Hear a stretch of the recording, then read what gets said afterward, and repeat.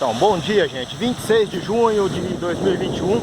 Estamos chegando aqui, o acesso plano, ó, na terceira cachoeira, Cachoeira do Clemente, Peirópolis, Uberaba, Minas Gerais, Brasil. Olá, bem? Bom dia. O acesso é plano, ó, dá para trazer os pais, os avós. E a cachoeira é limpa. Limpa. Por isso que existe monitoramento. Já foi feita parte da limpeza.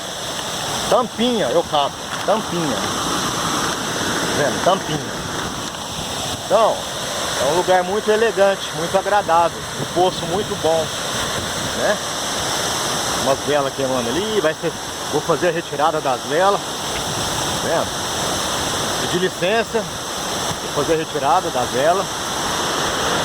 Vendo? Já tem alguns turistas aqui. Olá, bem?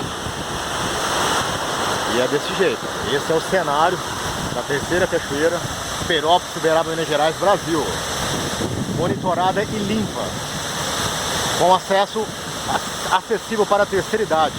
A 30 metros do veículo você consegue chegar nesse paraíso.